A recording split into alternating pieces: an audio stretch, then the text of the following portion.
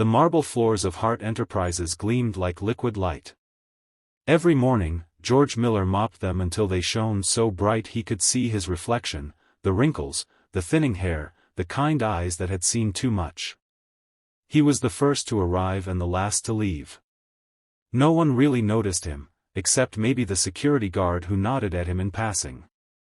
To most people, George was invisible, a part of the building itself, like the walls or the air conditioning. And that was fine with him.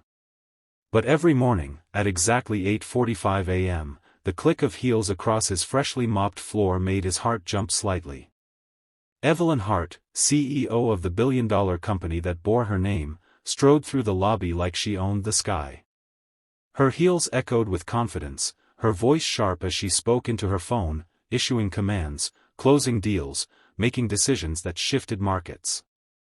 To her employees, Evelyn was a legend, brilliant, fearless, untouchable. To George, she was simply another person walking past without seeing him. He'd watched her rise over the years, from a determined young manager to one of the most powerful women in the city. But the higher she rose, the colder she became. Sometimes, George would whisper to himself as she passed, "Don't forget to look down once in a while, miss. You might see something worth noticing." Of course, she never heard. One evening, long after the office had emptied, a storm lashed the city. Rain pounded the glass windows, thunder rattled the tower, and the wind howled like it wanted in. Evelyn was still working, her office light glowing against the dark skyline. George stayed behind too, mopping the lobby and checking the maintenance systems before locking up. It was routine, until the elevator chimed. When the doors opened, Evelyn stepped out. But she didn't look like herself. Her usual poise was gone. Her face was pale, her movements unsteady. She held her phone to her ear, her voice trembling. "Doctor, are you sure?" she said, trying to keep her composure. "I can't, I have a board meeting tomorrow. It can't be that serious." George froze, pretending not to listen, but he could hear the tremor in her tone, the fear she was trying to hide. The call ended, and she lowered her phone, staring blankly ahead. For the first time, she looked small, fragile, even. "Ma'am?" George said softly. "You all right?" She blinked, as if noticing him for the first time in years. "Oh. You're still here?" "Yes, ma'am. Just finishing up." She nodded distractedly, but when she took a step, her knees buckled. "Whoa!" George rushed forward just in time to catch her before she hit the ground. Her breathing was shallow, her skin cold. "It's okay," she whispered weakly, trying to stand. "No, it's not," George said firmly, lowering her gently to the floor. "Hold on, ma'am. I'm calling for help." He dialed 911 with shaking hands, staying by her side until the ambulance arrived. Rain poured in as they carried her out, soaking his uniform, but he didn't move until the sirens faded into the night. When Evelyn woke up in the hospital the next morning, the first face she saw wasn't her assistant's or her lawyer's. It was George's. He sat quietly in a chair beside her bed, a paper cup of cold coffee in his hands. "You stayed?" she asked weakly. He smiled. "Didn't seem right to leave you alone." Her throat tightened. What happened?" "Doctor said exhaustion. You've been running faster than your body can handle." She looked away. "I don't have time to rest." George leaned forward. "You don't have time not to." Something about the way he said it, gentle but firm, cut through her usual defenses. For once, Evelyn didn't have an answer. Over the next few days, he came by every evening after his shift. He brought her soup from the cafeteria, magazines from the lobby, and stories from his life. Simple, human stories about fixing floors, raising a daughter, losing his wife to cancer 10 years ago. "You worked here that long?" Evelyn asked one night. "Longer than most of your managers," he said with a chuckle. "I've seen 'em all come and go." You're the first one who never took a vacation. Evelyn smiled faintly. I thought that was a compliment. He shook his head.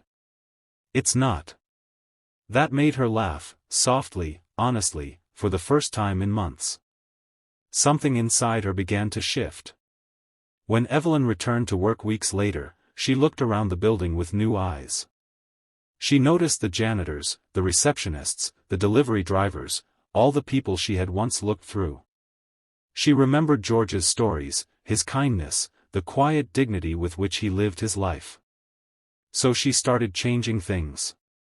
She ordered new cleaning equipment and safer uniforms. She gave the janitors their own staff room with a coffee machine and comfortable chairs. She raised their wages and added health benefits. Her executives didn't understand. This isn't necessary, they argued. They're just maintenance staff. Evelyn's voice was calm but firm. They're not just anything. They're the people who keep this place running. Without them, none of us could do our jobs.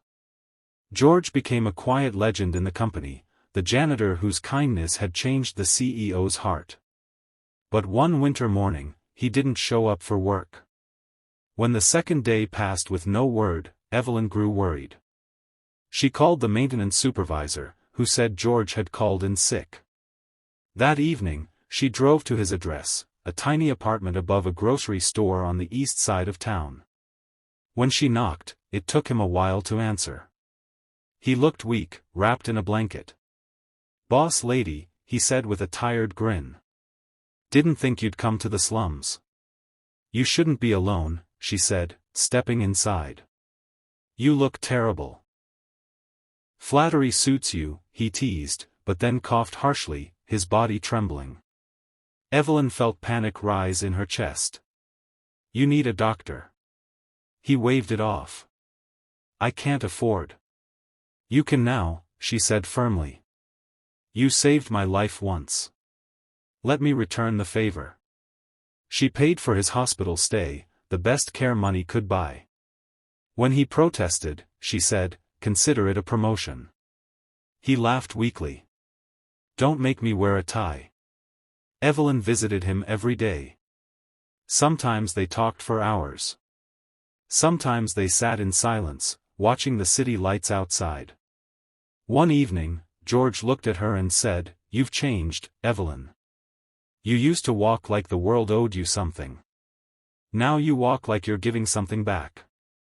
She smiled through tears. "You taught me that." He nodded slowly. "Promise me something. Anything. Don't lose that heart again. People like me, we're easy to forget. But you remembered. Don't stop." Her throat ached. "I won't. I swear." A week later, he passed away peacefully in his sleep. Evelyn sat in the hospital room long after they'd taken his body away.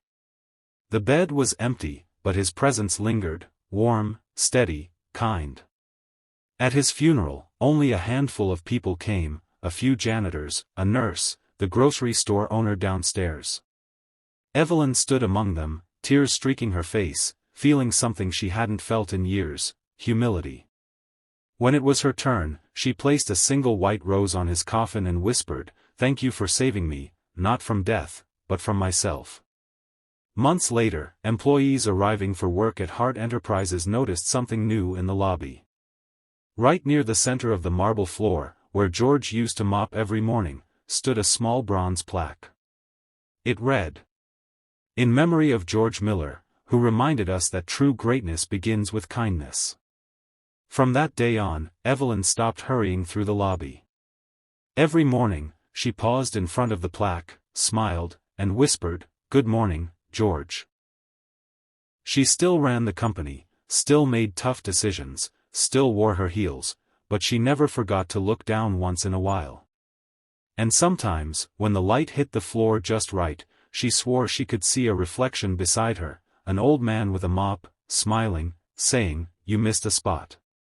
She'd laugh, fix the imaginary smudge with her shoe, and whisper, "Thanks for keeping me clean, old friend." Because in the end, the billionaire who once ignored the janitor learned the simplest truth of all. It's not what you build that matters most. It's who helps you stand when you fall. And some angels don't wear wings. They carry mops.